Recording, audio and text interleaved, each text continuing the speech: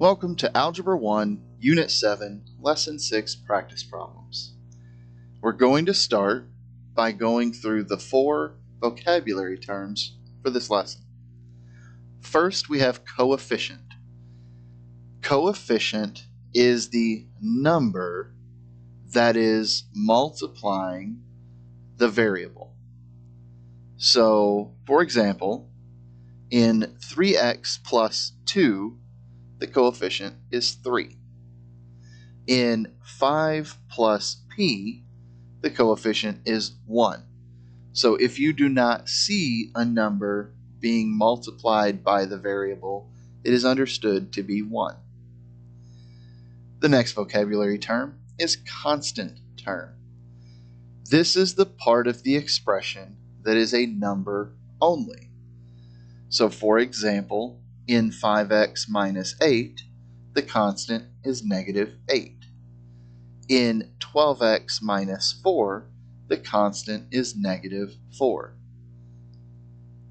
The third vocabulary term is linear term. The linear term is the term bx. This is where we have a coefficient multiplied by x to the power of 1. And finally, we are reviewing the zero product property. Again, this simply states that if we are multiplying things together and we get 0 as an answer, one of those things we are multiplying together must be 0. If you have any questions about the vocabulary terms, please ask your questions now before we move on to the practice problems.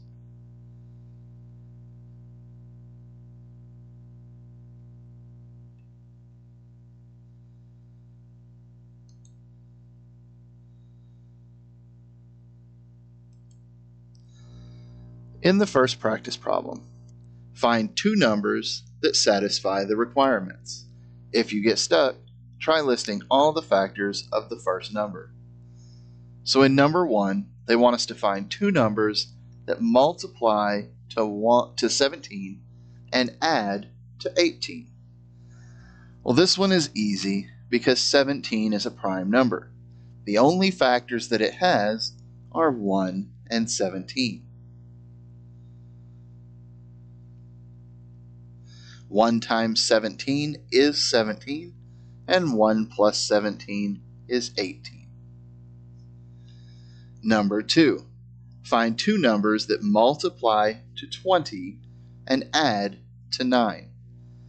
So you can think about the factors of 20. We have 1 and 20, that would be 21. We have 2 and 10, that would be 12. And we have 4 and 5, that would be 9. So those are the numbers we're looking for. 4 and 5. 4 times 5 is 20, and 4 plus 5 is 9.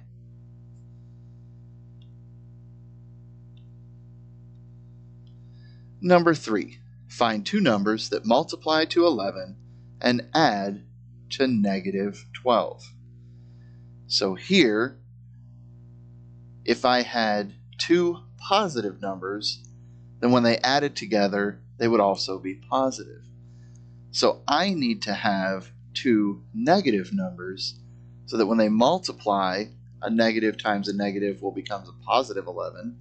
But when they add, the negative and the negative will be negative. In this case, those happen to be negative 1 and negative 11. Negative 1 times negative 11 would be positive 11, but negative 1 plus negative 11 would be negative 12. And finally, number 4, find two numbers that multiply to 36 and add to negative 20. Again, two numbers multiplying together to be positive, could be negatives or positives, but when we add them together, we need them both to be negative. So if we think about the factors, we have 1 and 36, that would not work, but we do have 2 and 18. So we need negative 2 and negative 18. When they multiply together, they're 36, but when they add together, they're negative 20. If you have any questions about how to answer this practice problem, please use class time to ask for clarification now.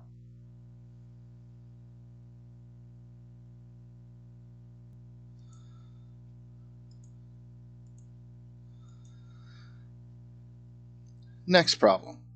Use the diagram to show that x plus 4 times x plus 2 is equivalent to x squared plus 6x plus 8. So what we're going to do on this is we're going to take x times x and get x squared.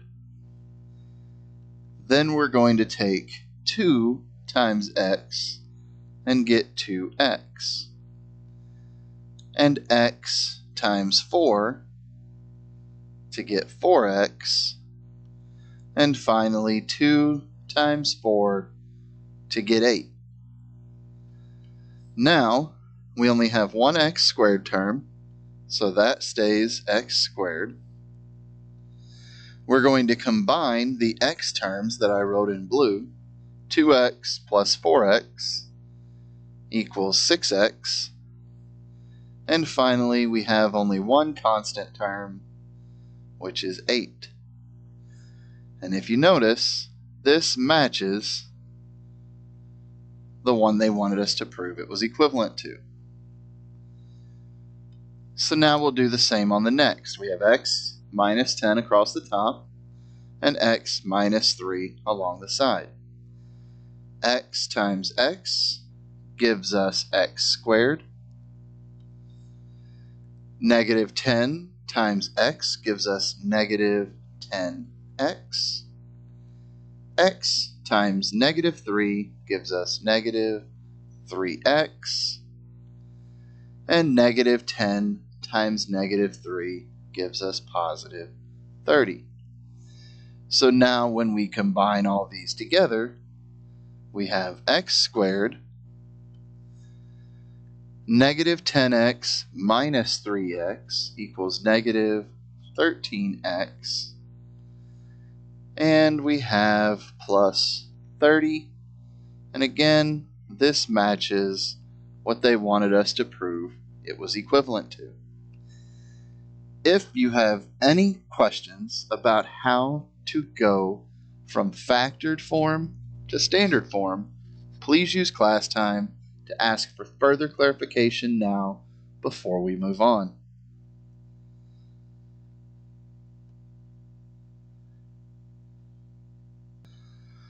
Next problem. Select all expressions that are equivalent to x minus 5. Choice A. We have x plus negative 5. When you add a negative, this becomes x minus 5. That matches, so A is correct. On choice B, we have x minus negative 5. When you subtract a negative, that becomes addition, and we have x plus 5. So B is not correct. Choice C, we have negative 5 plus x. If we change the order, we keep x positive and we keep 5 negative. That does match x minus 5, so C is a correct answer. Choice D. Here, if we change the order but we keep the signs the same, we're going to keep a negative x and a negative 5. That does not match because the x is negative, so D is incorrect. Choice E. We have 5 minus x. If we change the order but keep the signs the same, we have a negative x and a positive 5. That does not match x minus 5, so E is wrong. Choice F. First, if we are subtracting a negative, it becomes addition. So this becomes negative 5 plus x.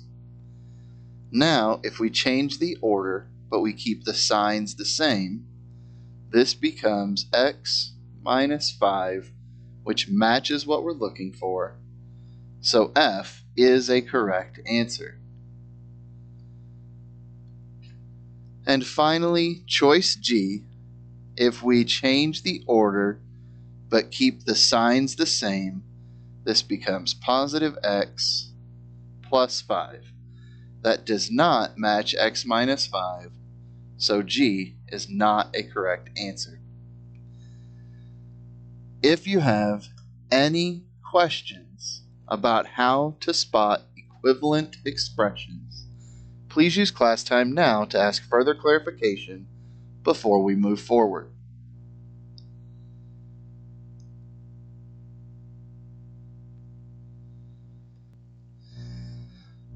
In our last problem today, here are pairs of equivalent expressions, one in standard form and the other in factored form.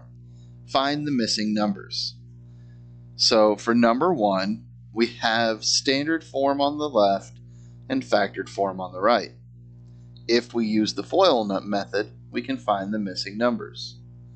So we have x times x, which gave us the x squared. Then we would have x times negative 3, which is negative 3x, and negative 9 times x, which is negative 9x. Negative 3x minus 9x would be negative 12x. And finally, negative 9 times negative 3. Negative times a negative is positive, and 9 times 3 is 27.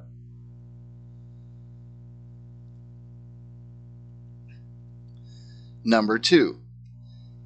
We have x squared plus 12x plus 32. And they've given us x plus 4 times x plus something. Well, I would need to multiply this plus 4 times whatever's missing to get 32. 4 times 8 equals 32. So the missing number must be 8. Number 3. This time, we would need to multiply the negative 5 times the missing number to get positive 35.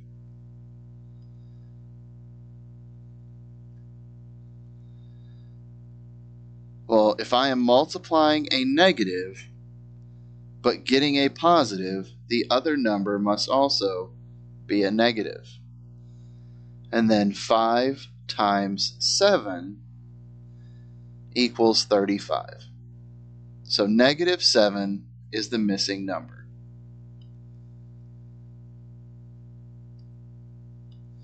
And finally, number 4, we would be multiplying negative 4 times the missing number to get positive 20. If I'm getting a positive from multiplying a negative, then my answer must also be negative. And 20 divided by 4 would give me 5. So my missing number must be negative 5.